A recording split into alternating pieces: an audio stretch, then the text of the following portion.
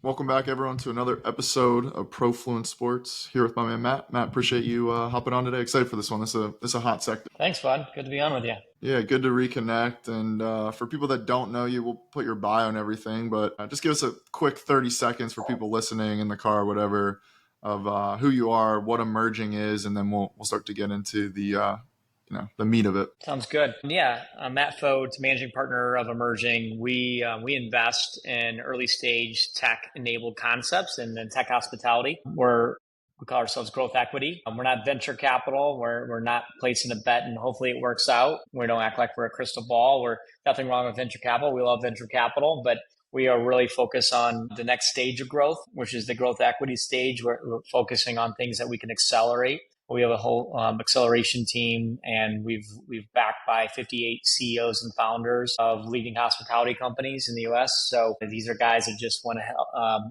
work and mentor and scale concepts in tech. And we're fortunate enough to run a couple operating companies in the past that kind of give us scale and access as well. So yeah, Super cool. And you guys, for people that don't know, sometimes we'll pull up or we'll screen share sometimes. It's a new thing we've been doing over the last 50 episodes. I've really enjoyed just pulling up, showing videos or websites and allowing, founding partners or founders, CEOs, whatever, to walk through their stuff. But you guys have one of the best websites I've seen in the space. So anyway, I just wanted to call that out. If anyone hasn't seen your guys' website, it's, I personally think, one of the best ones out there. Yeah, thanks, fun.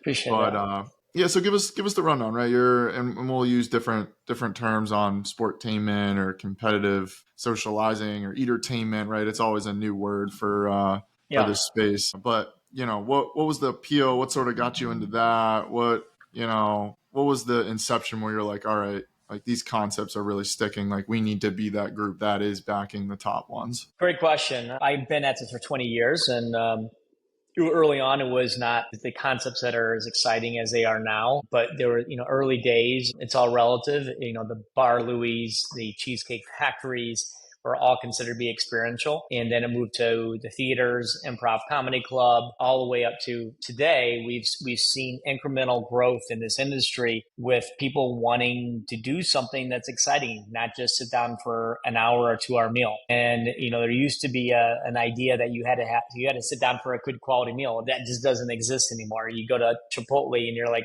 this is the best meal I've ever had. It's one of them. And I hate that we're talking about food right now. It just sort of calls me out, but I'm on a 72-hour fast, and I'm like, man, this is killing me, but it's so good. Anyway, sorry, go ahead. That's a good call. Sorry about that. Sorry about that. So yeah, the reality is quality food is been able to be delivered much faster, and you don't have to spend that amount of money you used to have to spend, and you can get that delivery time quicker. So ultimately, people want experiences, and we've seen it in the data a long time ago. I'm a civil engineer.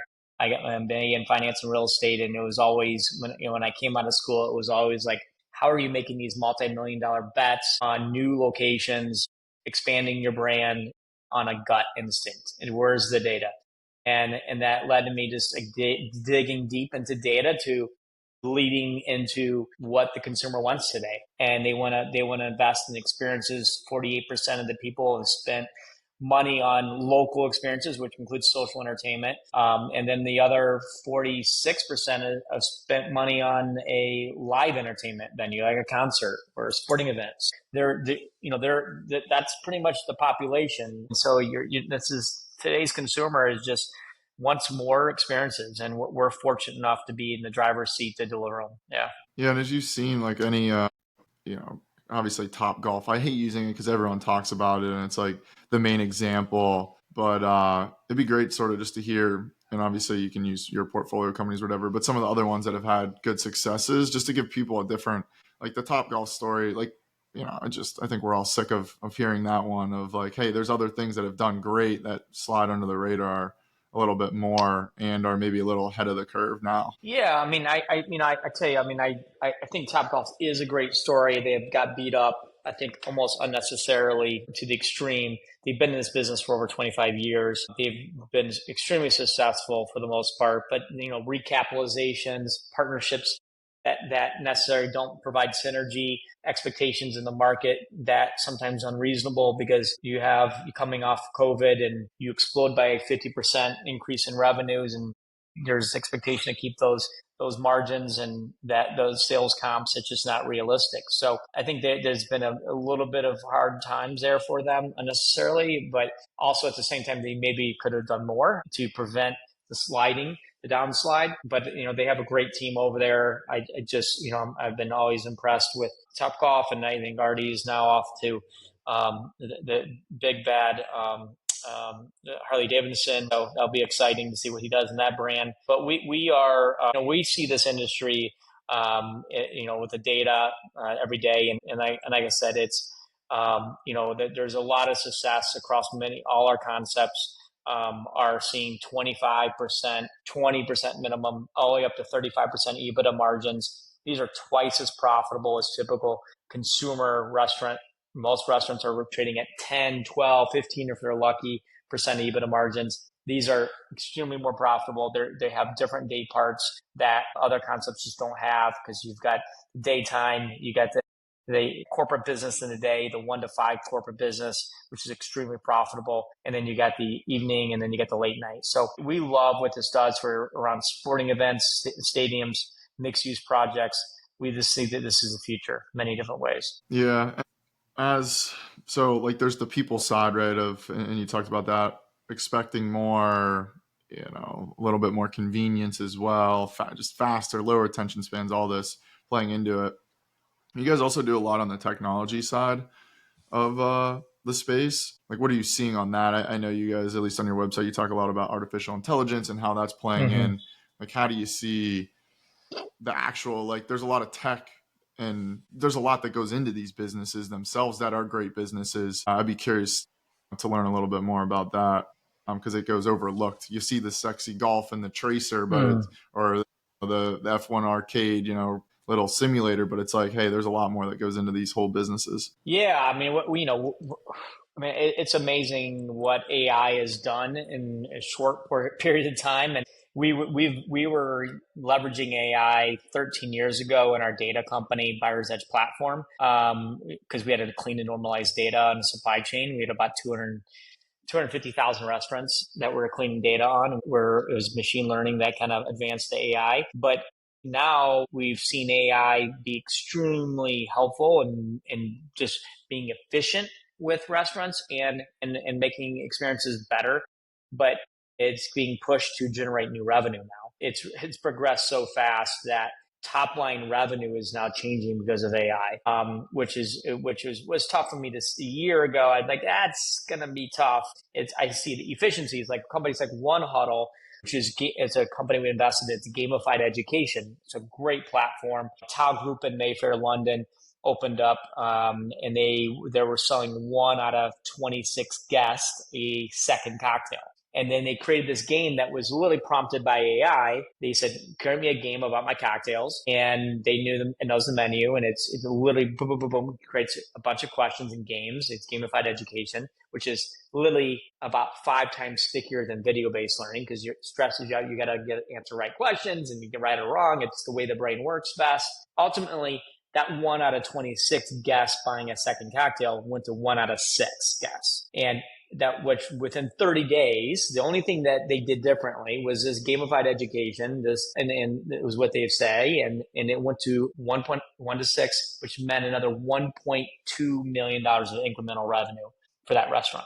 They were able to increase sales by $1.2 million realized in accrued in a 30-day period, which is just insane. But that is a great example of AI in gamified education, 2 products coming together, or really a platform coming together with AI. And then also we use a lot of AI today. Just looking forward is like, okay, what could we do to make this experience better?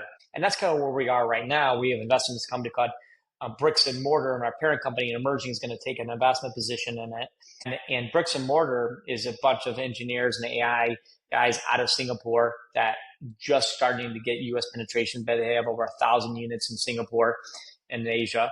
And we are ultimately, it's using camera vision and AI. And we see this is the way to give you the manager you wish you had. It recognizes when you walk into the door, your facial recognition, your facial, are you sad? Are you fat? Are you happy? What is that greeter giving you what kind of face is that greeter essentially putting on you, or how are you responding to the greeter? So we know how our staff experience is doing. And we go as far as, when you get seated, is your average table turn from being in, the cleanup period, is that usually 12 minutes? Well, it just got flagged. It was 20 minutes. So we're using AI to learn the standard operating procedures over a period of time, and then notifying you when there's anything that falls out of that variance. So it's not trying you to be something you're not being. It's not trying to force you to do something differently. It's just trying to learn your standard operating procedures and then notifying when you fall out of that. The culture that you have as a restaurant or an operation, it allows you to do a better job of maintaining that. And that's in the back of house. It could be somebody who's from simple as wearing gloves or not wearing gloves, to somebody in one of our concepts. Batbox is going to be using it in the batting cages. When there's a safety procedure, you want no more than one person in the batting cage. It shuts the machine down after more than one person is walking in there, to recognizing the swing of that guy who's in there, or that girl who's in there. Is that a beautiful swing that hit a home run? And if it is, it's capturing it on video and it's sending it to your social media that you authorize. All this would not be possible with AI, but in a personalizing the experiences. We're super entrenched to how do we leverage AI to help these restaurants just be more efficient and actually be more human. Funny enough, using AI to be more human is really where we see the opportunity, because you can take the technical stuff that doesn't allow you to have a real human interaction. Then if we can free up more time for that management and that team, then you have a better personalized experience. We're not using AI to deliver a real experience to somebody. Hopefully the best experience is always going to be a human experience. At least that's what I'm voting on. And so I think, AI, we're finding AI to kind of provide those opportunities to do it. Yeah, it's such a cool time period. Just like hearing you talk about it, that we're living in. I get you can take the dystopian view, but it's like the future is unfolding right in front of us. And it's like really cool if you think about it, of like, hey, you watch these movies and you see these crazy concepts of like what restaurants are, or, how we're getting there even, or, and it's like, this stuff is all being built today. Like we are in the early innings of all of it, where it's like, hey, you're going to leave your house, you're going to get in maybe a flying, VTOL, or, a car that's driving itself. You're going to show up to this experience. The AI is going to tell you what you want. It's going to feed you. Then you're going to have fun on the entertainment side, whether it's golf or racing or whatever. It's pretty wild. Like you can see where it's going, right? How it all plays out, I think is to be told. But anyway, it got me excited. No, it really is. I think it's the most exciting. I mean, I can't imagine a more exciting time to be alive. I mean, obviously we're all naive a little bit because we haven't lived in another time period, but this is, just thinking back in time, this is like, got to feel like the industrial age, or, coming back from World War II and this, the heydays and of just U.S. leading the charge and a lot of this AI movement. I think we're really well positioned. And obviously there's a global expansion of taking place that we are embracing with, more personalized experiences and truly giving people access to easier dollars and currency, and to all the way through with obviously what we see with crypto, but making it easier for anybody to invest and put dollars to work, ultimately providing a better quality of life for all of us and providing access to pretty much everything out there in a much more cost-effective way. I mean, I think you're going to have two-person teams that reaching billion-dollar valuations in companies at some point, because you just don't have to have the infrastructure. And organizations are getting flat, and you don't need to require on some senior VP title to give you all the knowledge. You've got the smartest guy in your pocket. And so it's knowledge is being not commoditized, but is being decentralized, and to the point that you've got amazing access today. It's such a great time. Yeah. I mean, when I look at it, like, are you a creator, right? Like that's what I think a lot of us are put on, to do. And depending on how this all plays out, we'll all have the chance to create what we want. And I'm curious, so as you look towards some of your, investments or some of the companies, you talked about the crypto side, right? We got a lot of people that are, and I think it's a good gateway in using blockchain or crypto into sports, right, as a great entry point. Any of your facilities or any of them concepts sort of looking at that, or you had just brought it up. So I was just curious how you see that. Cause I mean, at least me, just call out me personally, like if you look, I'm not a huge fan of diversification to begin with, but minus like when you're building an early stage fund, but on a personal level, I think you should be convicted in things that are much later stage. And like for me, crypto typically being Sol, ETH, and Bitcoin are pretty high percentage of my portfolio compared to like equities. Nice. Well, you're a lot more aggressive than me. Yeah.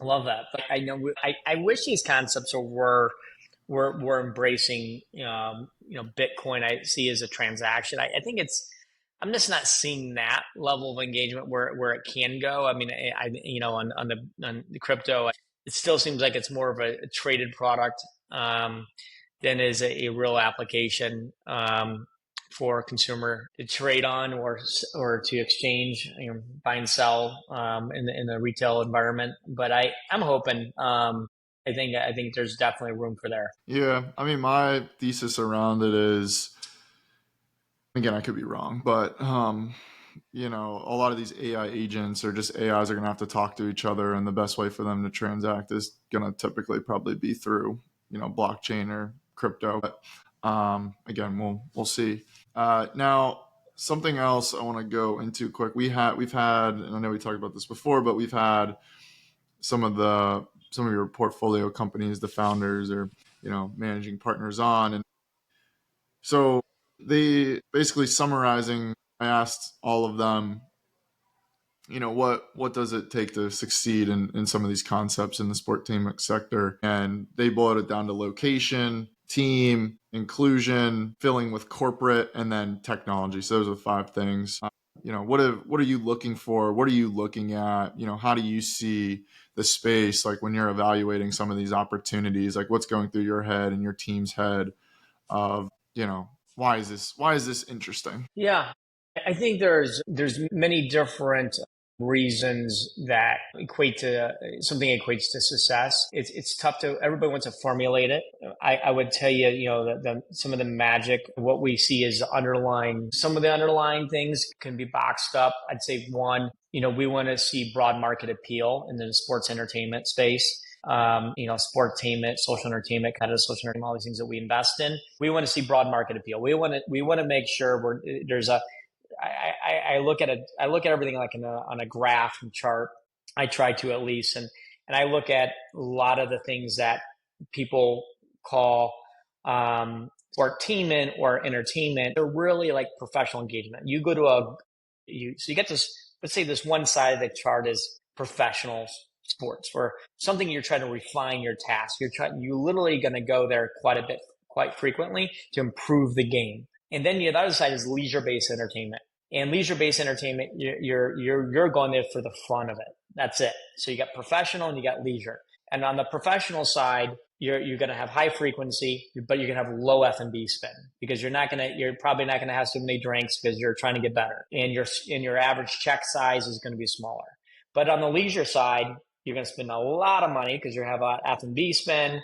You're going to go with a big group, but you're only going to go less often. Where the beautiful thing is, what happens is when you're in the middle, somewhere in the middle, and that's what happened to Top Golf. They kind of found 25 years ago. They got in the middle. They're like, the guy that wants to hit a golf ball can hit a golf ball. He can swing the club.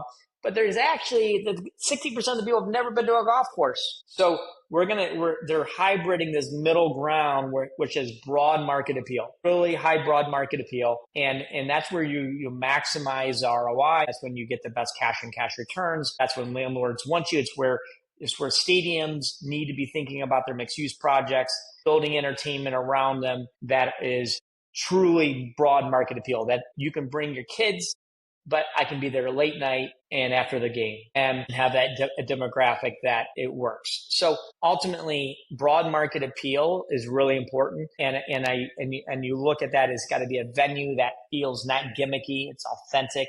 It's an experience that's elevated. Typically, it's a higher average check than typical. And it has food and beverage that you actually want to come back to. It builds frequency. The best thing about food and beverage, it builds frequency, and you don't get veto vote from the wife or significant other or whoever. So, because you don't have to make another trip of it, you got frequency and whatever your appetite levels are. So those are some of the fundamentals. Then we start looking at frequency and reach, and we start looking at broad market. The reach being how far to a trade area, is it really a destination, and then there's a lot of fundamental demographics underneath that we look for, and seeing how many locations can we build of this brand. What can the market support? Is this one location, or is this 10 locations in a market? And can we do it in LA? Can we do it in Columbus, Ohio? And all those things lead to opportunity, but then you got to have the right team. I've seen awesome concepts. I've seen great experiences, but they don't have the right team, and you just don't get there. So you got to have, the team, regardless of everything else. It's got to be somebody that you want to work for, or you got to quickly change and you just lose time and it doesn't become a good investment. Because again, we're growth capital. We're looking to move quick. We're looking to back awesome CEOs and founders and just make them better at what they do, and hopefully make their life a little easier. Yeah, and there's two ways I want to go to, so I don't want to forget the one thing, but I want to bring up the sports entertainment district. So just calling that out in case I forget, but I want to bring that up here in a second. But I want to go to one thing first. When you, on the growth capital lens, a lot of people know, at least our audience, from the technology side of things, and they hear PE firms, we'll have them come speak, oh, it's 10 million in revenue, or it's, we write these size checks. Like yours is a little more, probably new to most people. What does growth capital look like in your space? Is it just one successful location? Is it, revenue? What's sort of that in this space, since it's a little unique compared to others? Yeah. First of all, those, we invest in two things again, right? We invest in concepts, tech-enabled concepts, and hospitality tech. So let's just take tech-enabled concepps, how those things that I just talked about in terms of reach and broad market appeal, they got to have those fundamentals. We love to see one unit or more. 1 to 6 usually is when we're coming in, but we have come in earlier, like F1 Arcade, backed by Liberty Media, who owns Formula One. We're one of the larger investors there, and we built the growth plan. So our team spent years with them building out where you want to prioritize the sites. And that's our affiliated company called Emerging Concepts.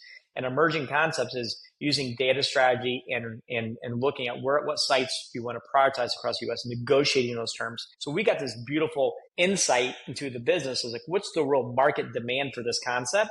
How much cash are they getting from landlords and offset the capital risk and the cash and cash returns? And do we have 2 units, or we have 10 units of pipeline? And are we getting the A locations or A plus or the B locations? And what's the economic model going to look like? What's the model going to look like? So we get underneath the hood of these companies well beyond most people, because we're working with them daily, and we have the benefit of usually some type of relationship on an executive level that just, they're leaning into us a little heavier. A lot of times the funds, the investments, and the concepts are oversubscribed because they're sexy. And people, the F1s, the Putshacks, the flight clubs, the Batbox. We got one new one called Pool House that I love. That's opening in London in the first quarter. And these are really sexy concepts that are oversubscribed for the most part. So it's like when I have one right now that I'm taking to committee tomorrow, and it's literally 5x oversubscribed. But where they're carving us back, they're carving everybody back. They're not carving us back because I came in, which is kind of bizarre. I'm like, whoa, let's leave some rooms for some of these guys because they can add value and help us grow. But they're like, no, you're the one who's going to help us grow, man. Like you're going to help us scale. And we need we want you to be active in helping us scale. So what does that check need to be? And so typically our investments are usually 2 to 10 million. We like to be at least have optionality up to $10 million per investment. We'll come in with a smaller check and build that optionality in the later stages. And then on the tech side, the same situation in terms of investment amount, but we're looking for $1 million of ARR. We're looking for something that has a pipeline that we can just accelerate, given that we work with 1 out of 3 restaurants in the US today in our supply chain. We write them a check. They don't write us a check. So we literally have their trusted relationship with these restaurant groups on the supply chain side. And so we're always being asked what technology solutions, what things are you seeing? And our account executives, sales development reps are out there on trying to introduce them to things that make sense. So that's why merging plays such a good role, and with Buyer's Edge and some of our other investments or companies. Yeah, to create the synergies. We'll tie this all together as the last question because I try to keep these around 30 minutes or under. So you mentioned the sports entertainment districts, and I think I'm surprised we haven't seen more of these built up, like some of the concepts you guys are investing in and helping build within them. I see that as a future trend where it's going. Like, what are some other things? Where do you see this space evolving over the next 10 years? Because 10 years ago, it wasn't brand new probably to you, but it felt brand new, at least to most of the consumers or, the late adopters. One thing that I see there's going to be a lot more. The cost of construction is going up. The cost of labor is going up. And so establishing a rollout for a brand is getting more challenging. So what we're heavy investing in all our concepts is we're looking at the digitalization, if I can say the word, of these concepts. It's a tough one, big word. If we can look at the digitalization of these concepts and licensing of these concepts, then we're going to look at fundamental multiples in return that are really, really nice. They're bigger than the traditional. But if we're stuck in this, hey, with the models that are today and on the older days of the last 20, 30 years of concepts on the 8, 10 multiple on traditional growth, that gets harder and harder, which is a good thing for us because we're so niche and focused in growth. It leads us to be a really great partner for them. However, I think there's a better opportunity. I think the ability for you to license your technology, license these experiences to other venues, other guys that already have the A+ real estate, they have the 4 walls already figured out, they have their operation team already in place, and you're just increasing the sales from a $500 per square foot to an $800 square foot. They're making another $300 a square foot and 5,000 square feet or 5 million, whatever that is for them. And so you're just generating more revenue out of every square foot they own. And that pretty much is going to allow these concepts to just accelerate their growth and share in the upside on licensing fees. So I have invested in 2 guys. I have a guy, Peter Crosis. He's incredible. He worked on Topgolf swing suites. He built them from pretty much zero to over 175 locations, about almost 400 different Topgolf swing suites because they're about 2 units per venue. And then another guy, Steve Lane, who was in charge of international growth for Topgolf, and he found all the licensed partners for Topgolf globally, and for the most part, and he helped them, make sure they were the right partner, right financing, right location, and then he did the same thing with F1 Arcade, and then we just brought him into the fund recently. So helping our concepts build that footprint out, not only in the U.S. but internationally on licensing models. So we see licensing as a big future, and also using AI to push that digitalization even harder and customized experiences. So like Batbox has these avatars. These avatars, you're going to like, okay, this is my guy, and then you're going to have all your, and then every time you swing a baseball, you're going to have stats that are custom to you, and you're going to be tracking how you're swinging. You're going to have this. Now you're going to have this digital experience outside of the 4 walls of Batbox. You're going to take it home with you. You might even be able to play a game using your avatar and your stats on your PlayStation at some point. You could literally have your whole ecosystem is extended. Your avatar is extended. So the digitalization is now crossing over and from these venues to pretty much part of your daily experiences in any environment you're in. So we're looking at an investment in Dubai even that is literally, it's all about avatar, and you walk and you pick your avatar, and this avatar is essentially you, and you're competing in many different ways. And these are kids, really young kids, but the frequencies, these kids are coming 3 times a week because they want to self-improve, and they're also competitive, and that's where we love the competitive social entertainment stuff. But in Dubai, this concept is literally, it's driving 3 visits a week almost on average, which most social entertainment concepts are lucky if they get 1.5 a year. But they bridge over the digitalization side so well that it makes it, makes it appealing. Yeah, that's super interesting. And yeah, I'm on that 1 to 1.5 mark for most of these concepts. I'd say between 5 iron or I haven't been to F1 Arcade yet, but I need to get up to Boston for that and Top Golf and all these. They're fun. Yeah, F1 Arcade just opened. I'll just give you an idea. I mean, it's Boston, DC, Philadelphia. We open a Denver Rhino. We're opening Vegas next month. Not too many down here in Florida for anything. There's one Top Golf here in St. Pete. It's a little kind of out of the way. It's beautiful. It's awesome. But I don't know. I haven't really seen any other concepts around, at least for this area, which we talked about is popping up. So I'm sure sooner than later we will. Yeah. Although real estate's expensive, so I'm sure that plays into it. But I guess that's kind of everywhere. Yeah, Tampa's a great market. I think St. Pete obviously is a little bit smaller trade area, but you're going to see them in that market. Yeah. Matt, where can people learn more? And then also, it seems like a lot of the things you guys are really backing, getting behind, are sort of in the world before things are rolling. Like how do people maximize their chances or like just get to that spot, even if there's a way. Yeah, I mean, they can find us on emerging.com. That's really easy, and I love to chat with them. And we've got a great team, and that we will entertain pretty much any crazy idea that you have. And we're always looking for ways to approach new sides of the business if there people have some different ideas. But in terms of what was your second question? I'm sorry. Well, it's just sort of like a lot of these. It seems like it gets super tight world. I mean, like anything. Yeah. What are ways, I guess maybe the better way to frame it is like, what are ways to sort of stand out or, even get a chance, even if it's not an investment to start, but just to get a first location off. Obviously we see a lot of Profluence before there's anything, right? Once they're past one, they're probably already in that world and in that, funnel of you guys and that whole world. But before, a lot of these people are just sort of like, wow, these can take a lot of capital. How do we even give ourselves a chance? Yeah, I mean, I would say, there's a lot to learn, but I'm happy to introduce you. The best thing you could do is have mentorship, having somebody that has done it, or some of the executives that we have in our fund. We have 58 CEOs. So if somebody reaches out, I'm more than happy to make an introduction to any of these CEOs and founders.